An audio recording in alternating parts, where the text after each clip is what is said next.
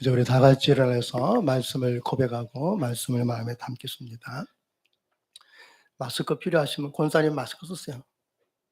마스크 가져왔죠, 김선영 사모. 마스크 드려. 권사님 하나 쓰세요. 다 썼어. 권사님을 위해서. 우리 말씀을 함께 고백하겠습니다. 이 시간 하나님의 사랑과 예수님의 섬김과 성령님의 위로를 깨달아 서로 사랑하고 섬기며 위로하게 하소서. 아멘. 오늘 하나님께서 우리에게 주시는 말씀은 요한복음 17장 22절과 23절 말씀입니다. 함께 읽습니다. 내게 주신 영광을 내가 저희에게 주었사오니 이는 우리가 하나 된 것 같이 저희도 하나가 되게 하려 함이니라. 곧 내가 저희 안에 아버지께서 내 안에 계셔 저희로 온전함을 이루어 하나가 되게 하려 함은 아버지께서 나를 보내신 것과 또 나를 사랑하신 같이 저희도 사랑하신 것을 세상으로 알게 하려 함이로소이다. 아멘. 이것은 하나님의 말씀입니다. 네, 앉으십시오. 할렐루야. 성령 충만하고 행복합시다. 네, 오늘 류시경 일사님 나오셨는데 그동안 많이 더 젊으셨고, 네, 우리 또 오간희 집사님도 또 이렇게 나오셨습니다. 네, 네. 제가 청소년 사춘기 시절에 아침마다 늘 들었던 소리가 있습니다. 그건 어머니가 기도하는 소리였습니다. 유난히도 귀가 밝았던 저는 새벽마다 어머니의 기도 소리에 단잠을 깨곤 했습니다. 자식들이 깰까 봐 조용조용히 기도하신다라고 말씀하셨지만 어머니의 무릎을 꿇은 등 뒤로 들려주는 기도 소리는 잠 많은 저에게는 참 짜증스러운 일이었습니다. 그래서 억지로 귀를 틀어막고 잠에서 깨지 않으려고 무던히로 애를 썼던 그런 일들이 요즘 생각이 납니다. 그러던 어느 날, 그날 새벽도 어머니는 어머니가 하는 기도 소리에 귀를 틀어막고 억지로 잠을 조금이라도 더 자보려고 애를 쓰고 있었습니다. 하지만 그날따라 어머니가 기도하는 그 기도 소리 가운데에 내용이 있었습니다. 제가 듣기에 과분할 정도로 저를 위해서 기도하실 줄로 믿고 제가 잘 되기를 기도하는 것이었습니다. 그 내용은 제가 듣기에도 '내가 과연 그런 사람이 될 수 있을까?' 과분한 분에 넘치는 그러한 것들을 기도하셨습니다. 그래서 저는 혹시라도 '누가 들으면 어떡할까?' 하고 부끄러운 생각이 들기도 했습니다. '내가 그런 사람이 될 수 있을까?' 할 정도로 어머니는 저뿐만이 아니라 자식들의 안달을 믿음으로 바라보면서 기도하셨습니다. 그러나 살면서 깨닫게 된 것은 자식들 모두가 어머니가 기도한 대로 되었다는 겁니다. 당시 형편으로 볼 때는 자식들이 할 수 없는 것들을, 그렇게 살 수 없는 삶들을 어머니는 믿음으로 새벽마다 하나님 앞에 부르짖어 기도하셨습니다. 그리고 하나님은 자식들을 향한 어머니의 믿음의 기도에 응답하셨습니다. 새벽에 어머니가 기도할 때마다 시끄럽다고 투정을 부렸던 자식들이 어머니의 기도의 열매가 되어서 살아가고 있는 것을 보게 됩니다. 어머니는 기도할 때마다 당연한 것을 기도하지 않으시고 언제나 자식들이 듣기에 또 다른 사람이 듣기에도 과연 그렇게 될 수 있을까 할 정도로 과분한 것들을 기도하셨습니다. 자식들이 볼 때는 불가능한 것들이었습니다. 그러나 하나님은 그 기도에 응답하셨습니다. 여러분, 우리가 무엇이든지 믿고 기도하면 하나님은 응답하십니다. 하나님이 이 세상에 알리시는 것이 바로 이것입니다. 그래서 인류 역사는요, 사람의 힘으로나 지혜로 되어 있는 것 같지만 그게 아니라 인류 역사는요, 기도를 통해서 이루어졌습니다. 그리고 이후로도 하나님은 기도하는 사람들을 통하여서 이 땅에 하나님의 일들을 이루어 가십니다. 그래서 예수님은 주기도문에서 이렇게 기도하라고 하셨습니다. 하나님의 하늘의 뜻이 하늘에서 이룬 것 같이 땅에서도 이루어지이다. 이렇게 기도하라고 하셨습니다. 우리가 기도하면은 하나님의 뜻이 이 땅에 이루어진다는 겁니다. 우리가 기도하면은 우리가 기도한 대로 하나님의 뜻이 우리의 가정과 삶과 그리고 우리가 하는 모든 일들과 이 땅에 이루어지게 된다는 약속입니다. 이루어질 때가 있지만 그런 뜻대로 이루어지지 않을 때도 있습니다. 살다 보면 내 뜻대로 안 이루어질 때가 있지만 하나님의 뜻은 반드시 이루어지지 않습니까? 내 뜻대로 안 되는 일들이 있지만은 하나님의 뜻대로는 안 되는 일들이 없습니다. 모든 건 내 뜻대로가 아닌 하나님의 뜻대로 이루어진다는 겁니다. 그래서 우리의 모든 것은 이미 하나님의 뜻 안에 있다라는 겁니다. 그래서 사실 우리는 내 뜻대로 사는 것 같지만은 내 뜻대로 사는 것이 아니라 하나님의 뜻대로 살아가고 있는 겁니다. 그리고 우리는 언제나 내 뜻이 아닌 하나님의 뜻대로 살 때만이 우리는 모든 것이 은혜이고 평안이 된다는 겁니다. 예를 들어 본다면 이런 겁니다. 솔로몬이 20살 되었을 때 이스라엘의 왕이 되었습니다. 여러분, 하지만 솔로몬이 원하는 대로 이스라엘 백성들이 순순히 잘 따라주겠습니까? 이스라엘은요, 솔로몬보다 나이가 많은 사람들이 참 많습니다. 솔로몬보다 인생 경험도 많은 사람들이 많이 있습니다. 아버지 다윗 왕 때 함께했던 유능한 정치인들도 많이 있습니다. 아무리 솔로몬이 왕이라고 해도 솔로몬보다 뛰어난 사람들이 많이 있습니다. 이런 사람들 가운데에 그들을 이끌고 그들과 함께 이스라엘을 이끌고 다스려 가야 된다는, 통치한다는 게 참 쉽지 않은 일입니다. 이런 솔로몬에게는 두 가지 방법이 있습니다. 하나는 이런 사람들과 적당히 타협하면서 정치하는 겁니다. 그리고 한 가지는 이런 사람들과 타협하지 않고 하나님의 뜻대로 이스라엘을 이끌어 가는 것입니다. 솔로몬이 어느 쪽을 선택했습니까? 솔로몬은 왕이 되자마자 이스라엘 중 백성들 가운데 내노라고 하는 사람들을 다 이끌고 기브온 산당으로 갔습니다. 그리고 거기서 솔로몬은 하나님께 일천번제를 드렸습니다. 왜 그랬을까요? 솔로몬은 이제부터 나는 당신들의 뜻대로가 아니라 하나님의 뜻대로 당신들을 다스리겠다고 선포한 겁니다. 당신들이 아무리 경험이 많고 나보다 나이가 많고 나보다 능력이 있고 똑똑해도 하나님보다는 앞설 수는 없다는 겁니다. 그래서 솔로몬은 자기 뜻대로도 아니고 이스라엘 백성들이 원하는 뜻대로도 아니고 오직 하나님의 뜻대로 다스리겠다라고 선포한 겁니다. 그래서 지도자들을 데리고 기브온 산당으로 갔습니다. 그리고 그곳에서 그들이 보는 앞에서 하나님께 일천번제를 드렸습니다. 그러자 하나님은 솔로몬에게 하나님의 뜻대로 할 수 있도록 이스라엘을 다스릴 수 있도록 지혜를 주셨습니다. 사람들은 이렇게 말합니다. 솔로몬이 하나님께 일천번제를 드렸더니 하나님께서 솔로몬에게 지혜를 주었다. 여러분, 대부분 다 이렇게 생각합니다. 그러나 저는 그렇게 생각하지 않습니다. 저의 해석은 하나님이 솔로몬이 드린 일천번제 때문에 응답한 것이 아니라 솔로몬이 오직 하나님의 뜻대로 하려고 하는 그 마음과 그 믿음과 그 결단을 받으신 겁니다. 이렇게 솔로몬은 하나님의 뜻대로 이스라엘을 다스리겠다는 결단과 믿음을 보여주기 위해서 이스라엘 백성의 지도자를 이끌고 기브온 산당으로 간 것입니다. 솔로몬은 그들에게 내가 하나님께 이렇게 일천번제를 드린다라는 이것을 보여주기 위해서 간 것이 아닙니다.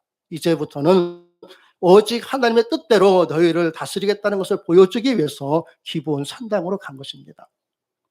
그래서 하나님은 솔로몬에게 지혜를 주셔서 사람들이 해결할 수 없는 일, 여러분, 솔로몬이 이스라엘 백성들에게 보여주고 싶었던 것이 바로 이것입니다. 하나님의 뜻대로 그들을 다스리겠다는 이 사실을 그들에게 확실히 보여주고 싶었던 겁니다. 그래서 일천번제를 드린다는 명분으로 지도자들을 이끌고 기브온 산당으로 간 것입니다. 하나님은요, 솔로몬이 드린 일천번제에 응답하신 것이 아니라 하나님의 뜻대로 하겠다는 솔로몬의 믿음과 결단에 응답하신 것입니다. 사람의 뜻이 아닌 오직 하나님의 뜻대로 이스라엘을 다스리겠다는 그 믿음에 하나님은 응답하셨습니다. 여러분, 아무리 잘나고 똑똑한 사람이라도 하나님만 못합니다. 믿습니까? 아무리 힘이 있고 가진 게 많아도 하나님만 못합니다. 이 세상에 하나님을 이길 수 있는 것은 아무것도 없습니다. 온 세상은 오직 하나님의 뜻대로 다스려지고 이루어져 갈 뿐입니다. 모든 것이 다 하나님의 것이기 때문입니다. 그래서 내 뜻대로 뭔가를 해보겠다는 것은 그건요 불가능한 일입니다. 그러나 하나님의 뜻대로 하고자 하는 자는 하나님은 할 수 있는 힘과 능력을 주십니다.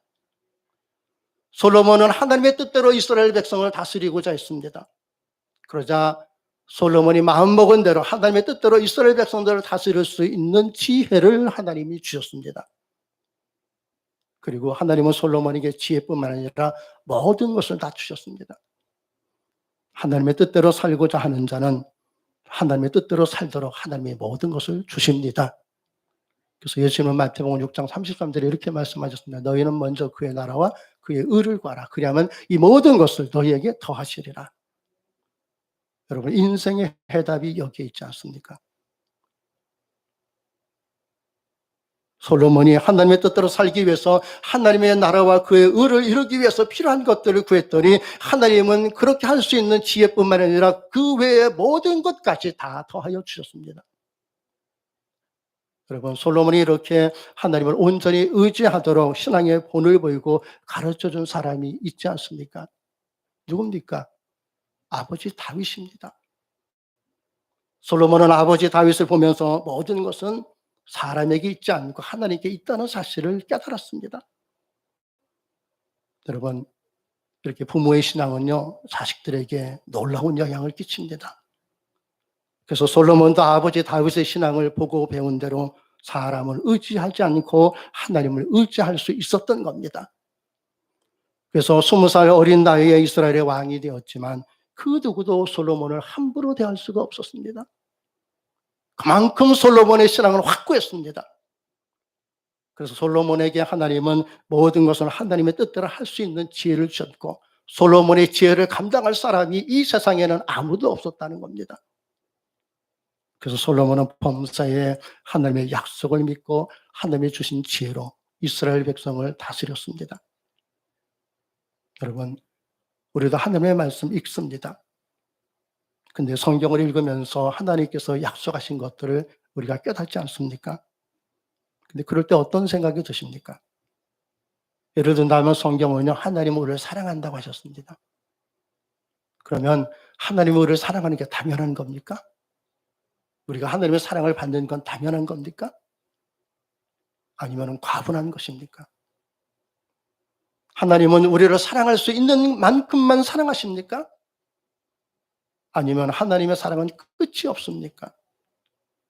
하나님의 사랑은 변합니까? 변하지 않습니까?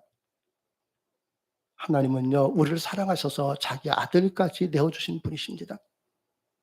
하나님이 우리를 이렇게 사랑하시는 게 당연한 것입니까? 아니면은 하나님이 우리를 이렇게 사랑하는 것은 우리에게 나에게 과분한 사랑입니까?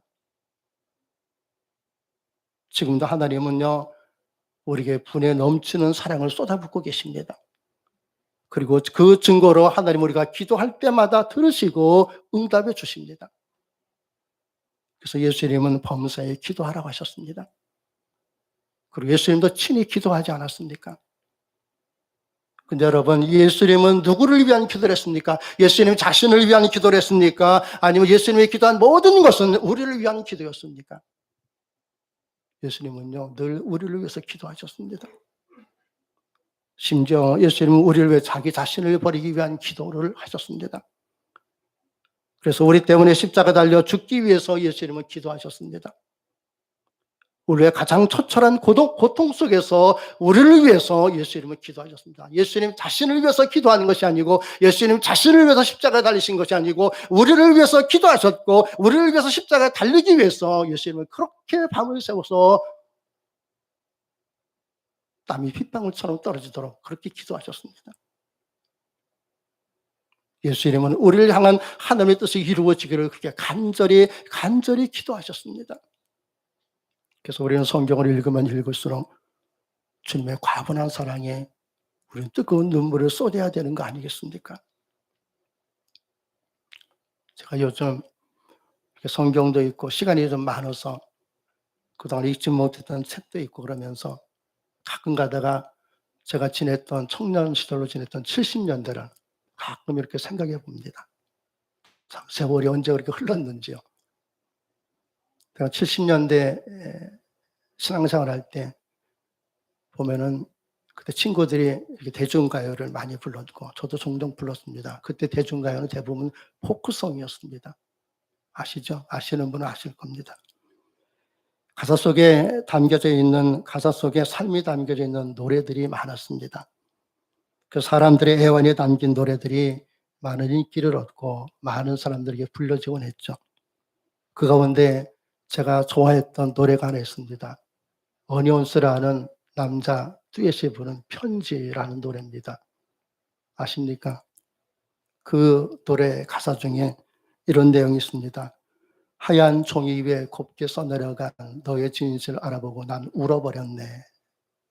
라는 그런 가사 내용입니다. 진실을 알기 전에 눈물과 진실을 알고 난 후에 눈물이 다르다는 거죠. 진실을 알기 전에는 원망했을 겁니다. 미워했을 겁니다. 화가 나기도 했을 겁니다. 그러나 진실을 알고 나니 진실을 알기 전에 그 품었던 마음이 모든 것이 얼마나 참 잘못된 것이었는가를 깨닫고 눈물을 흘렸다라는 그런 내용 아니겠습니까? 여러분, 진실을 알고 난 후에는 사랑의 눈물을 흘렸다라는 그런 내용입니다. 여러분, 우리는 정말로 하나님의 진심을 알고 있는 겁니까? 정말 우리 예수님의 진심을 알고 있는 겁니까? 여러분, 우리 주님은 진실하신 분이십니다. 주님은 거짓이 없으십니다.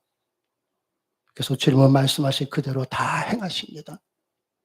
주님의 사랑은 진실한 사랑입니다. 그런데 우리는 주님의 진실을 모르고 살 때가 너무 많지 않습니까?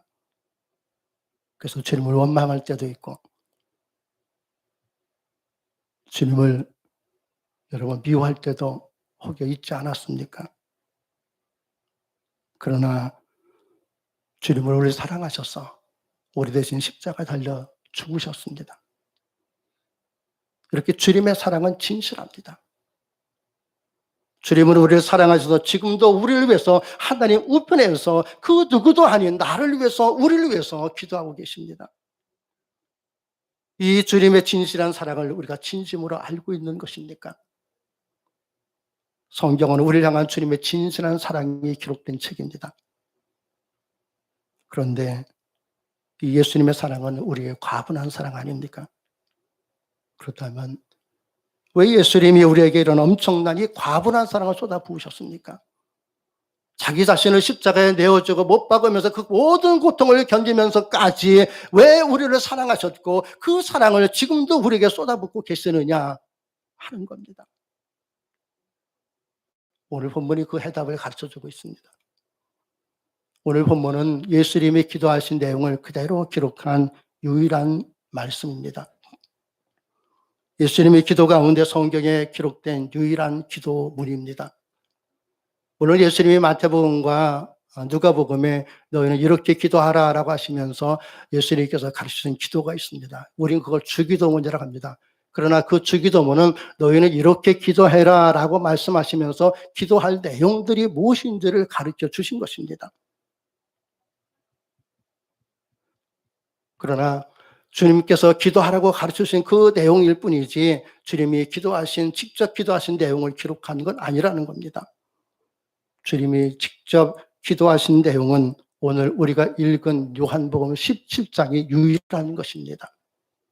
그래서 요한복음 17장을 대제사장의 기도문 이렇게 부릅니다. 대제사장이신 예수님이 이 땅에 오셔서 하신 기도 내용이라는 겁니다. 예수님이 마태복음 6장에서 기도에 대해서 가르치실 때 예수님은 너희가 기도할 때 은밀한 가운데 기도해라. 그러면 은밀한 가운데 보시는데 아버지께서 갚으시리라 이렇게 말씀해 주셨습니다. 그리고 예수님도 은밀한 가운데 기도하셨습니다. 그렇게 기도하시면서 복음을 전파하시던 예수님께서 이제 몇 시간 후면은 십자가를 지고 골고다를 오르게 되셨습니다. 그때 제자들과 전날 밤에 마지막 식사를 다락방에서 하시면서 예수님께서 마지막 말씀을 하십니다. 그 내용이 요한복음 13장과 16장까지 기록이 되어 있습니다. 그리고 예수님은 마지막으로 제자들에게 하실 말씀을 다 하시고 난 후에 제자들이 보는 앞에서 소리내어 기도하십니다. 이제까지 예수님이 기도하시는 내용을 정확하게 들어본 적이 없는 제자들인데 그 제자들 앞에서 예수님은 또렷한 음성으로 마지막 기도를 하고 계십니다. 그동안 예수님께서 사역하신 모든 것에 대한 감사와 제자들을 위한 마지막 기도를 하고 있습니다. 그 기도를 들은 제자 중에 요한이라는 제자가 예수님께서 기도한 내용들을 그대로 기록한 것이 오늘 우리가 읽은 요한복음 17장에 있습니다. 예수님께서 달리시기 전날 밤 마지막으로 기도하시면서 제자들뿐 아니라 모든 그리스도를 위해서 남기시고 싶었던 주님의 마음이 담긴 그 기도의 내용이 바로 요한복음 17장입니다. 하나님이 이 세상을 이토록 사랑하셔서 독생자를 보내셨습니다. 그리고 그 독생자 예수 그리스도께서 이 세상을 사랑하는 마음으로 간절히 기도하신 그 기도가 바로 여기에 있습니다. 여러분, 이번 한 주 지나시면서 예수님의 기도가 기록된 요한복음 17장을 하루에 한 번씩 꼭 읽어보셨으면 좋겠습니다. 그래서 주님의 마음을 꼭 느끼시기를 바랍니다. 그러면 세상이 보는 눈이 달라집니다. 사람을 대하는 태도가 달라집니다. 삶의 모습이 새로워집니다. 마치 진실을 몰랐을 때는 원망하고 탄식할 수밖에 없었지만 진실을 알고 나서는 뜨거운 눈물을 흘렸듯이 우리가 요한복음 17장을 읽으면 주님의 마음을 알게 되고 진실을 알게 되고 그래서 우리도 뜨거운 눈물을 흘릴 수밖에 없다는 겁니다. 그래서 1500년도에 종교개혁자이며 우리 장로교의 창시자인 존 녹스라는 사람이 있습니다. 스코틀랜드의 종교개혁자입니다. 그가 죽기 몇 주 전에 하루도 빼놓지 않고 매 시간 순간순간마다 읽었던 말씀이 바로 요한복음 17장입니다. 그의 영혼을 기운들어 놓았던 말씀입니다. 그러나 아마 내가 좀 더 일찍 이 말씀을 읽었다라면 하는 그런 아쉬움이 컸을 겁니다. 그러니까 죽기 몇 주 전에 존 녹스는 요한복음 17장을 쉬지 않고 계속해서 반복해서 읽었다는 겁니다.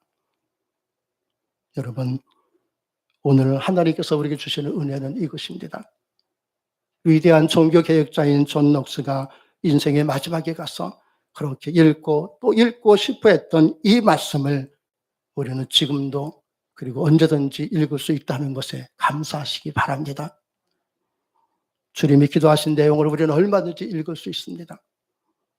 저는 이 말씀을 읽으면서 주님께서 원하시는 것이 무엇인지를 생각해 봤습니다. 주님께서 잡히시기 전날 밤에 식사를 마치시고 나서 마지막으로 제자들이 똑똑히 듣도록 소리내서 기도하신 그 의미가 무엇이며 무엇을 예수님께서 원하셨는지를 생각해 봤습니다. 제자들이 보는 앞에 소리내서 기도하신 이유가 뭘까? 그리고 주님이 원하시는 것이 무엇인지 저는 제 나름대로 깨닫게 되었습니다. 그게 바로 오늘 우리가 읽은 본문 23절입니다. 이것은 우리에게 원하시는 것이기도 합니다. 여러분 함께 읽어보겠습니다. 금주의 세마입니다.